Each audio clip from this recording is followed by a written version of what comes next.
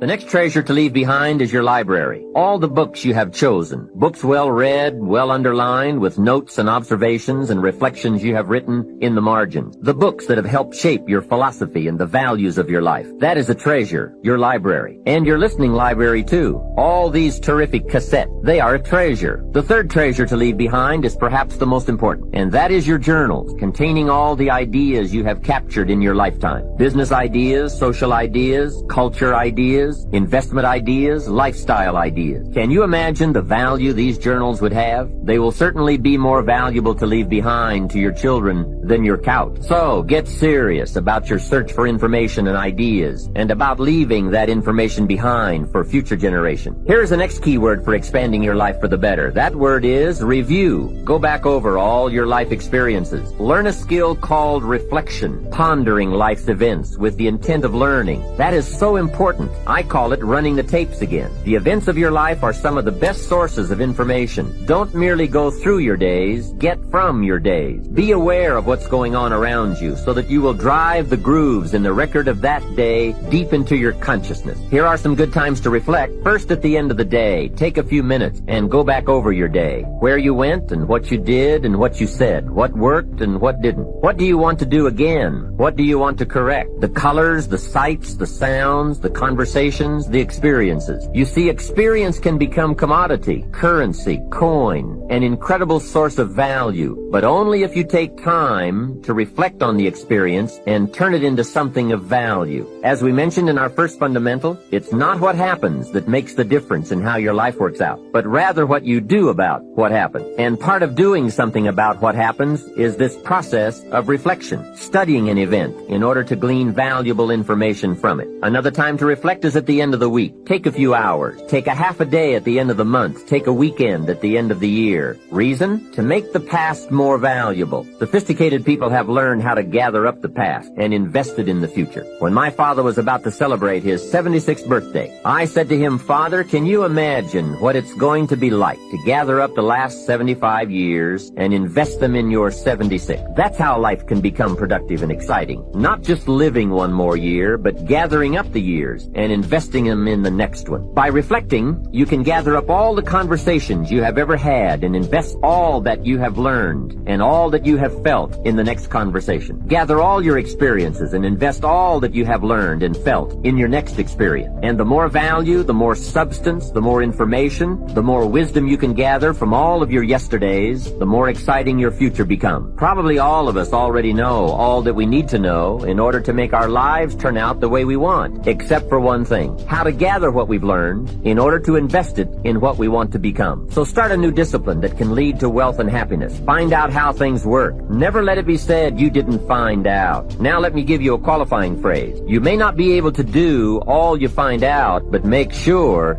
you find out all you can do. But when you're on the clock 24/7 and you don't have anybody who says you need to get away, they're not pouring water on your head. Can I go just a little bit deep? Elijah follows Elijah through a lot of stuff, but what he gets from it is he finds purpose. He finds the thing he was created to do. I want to talk to you who are in support ministry. I could do this all day, so I got to hear it. I want to talk to you, those of you who are up under support ministry. If you want to know what you're called to do, you can find what you're called to do by finding what you can't stand, because God will call you to work in the area of your greatest frustration. If you're called to the music ministry, you'll know the calling, because you can't stand to hear music out of tune. And why is the music too loud? And this is not up, and the altos are not on key, and da da da da da da. Your frustration about it expresses your passion for it. If you can't stand disorder, oh, the bulletins aren't printed correctly, and they didn't do this, and they should have done this, they should have done the other. The thing you can't stand is direction into what you are called to fix, not to complain about. Somebody ought to do something. You are the somebody they're waiting on. The reason you can't stand it is because you're called to fix it. We don't need complaints, we need solutions. You're passionate about it because you care about it. People who aren't called to music, we don't care how you sing or can't sing. It don't make no difference. Just do it and get on out the way. People who are called to it, they really care about it. The background wasn't right. They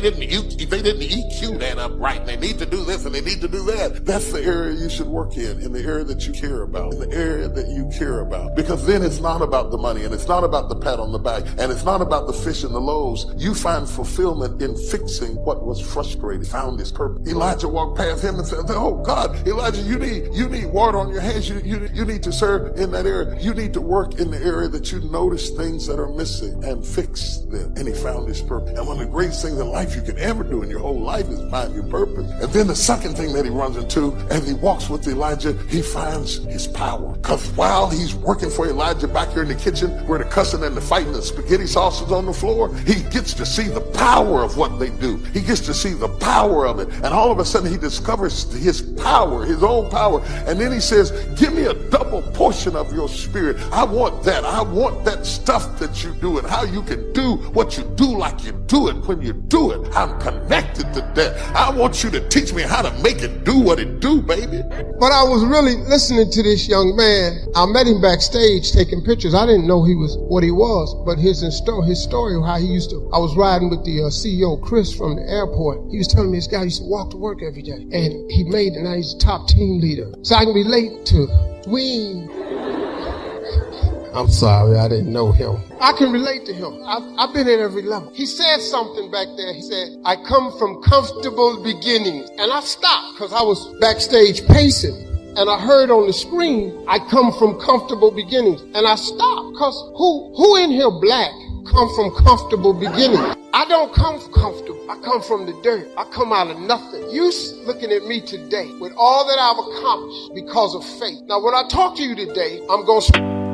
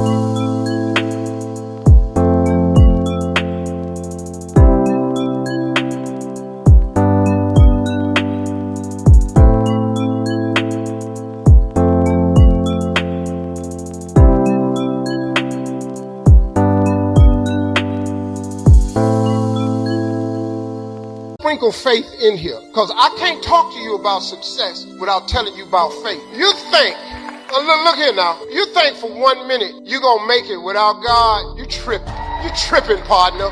You done lost your rabbit mind if you think that you're gonna make it without God. Now you can try it, you ain't gonna make it. So when he said he comes from comfortable beginning, I'm here to tell you mine was a bit different. My father was a coal miner. My father made $5 a day with 5 kids. I'm the youngest of 5. I got 2 older brothers. Well, I had 2 older brothers. My oldest brother passed. I got 2 older sisters. My youngest brother had a birthday October 1st. My youngest brother, 73 years old. I'm the baby of the family. But I'm ballin'.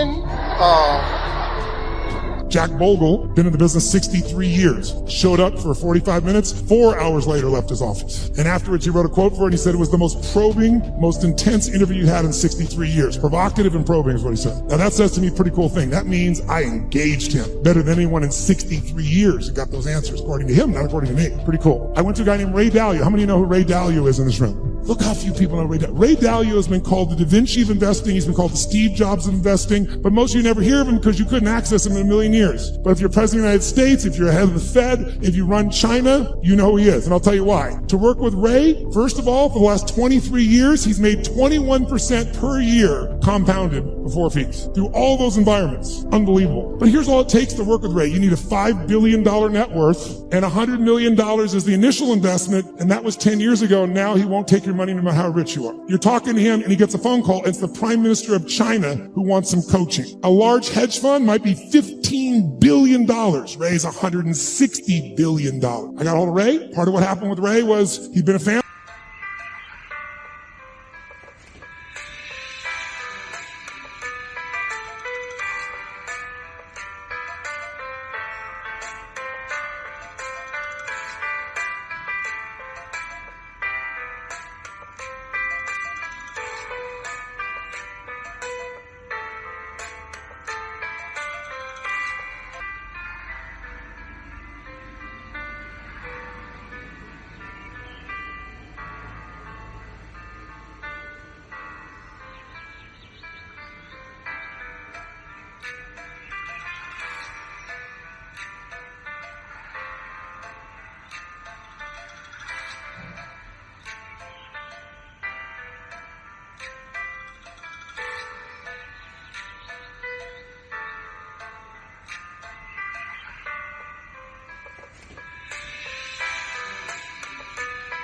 Mine, it turned out, for about 20 years, but what I did, I spent 15 hours to be ready to engage him. 15 hours of total immersion so I could pitch and catch with him. So I didn't just talk, I could do it back. He wouldn't just throw the ball, I could throw it back to him. And guess what? At the end, he has built something over the years called his all-weather fund, which is designed to make money no matter what market you're in. You don't have to know the markets. He said, what if I die? Someday I will. How will my kids have money? How will my philanthropic areas have money? Here's what I'm going to do. I'm going to figure out why a balanced portfolio doesn't work in 2008 or 2000. And everything we've been taught about finance is wrong. And the Da Vinci of investing figured it out and has done it for himself for a decade and a half, and he tested it back to 1925, and it just makes money in any environment. So now his clients get to do it. Not the 1%, not the 0.0, the 0.001%. So I'm sitting down with Ray and I get him to explain how it works, and at the end, we're engaged 3 hours into it, and he tells me how this works, and I said, this is beautiful, but I'm doing this, so I'm not doing this for money, I'm giving all the money away. Secret sauce.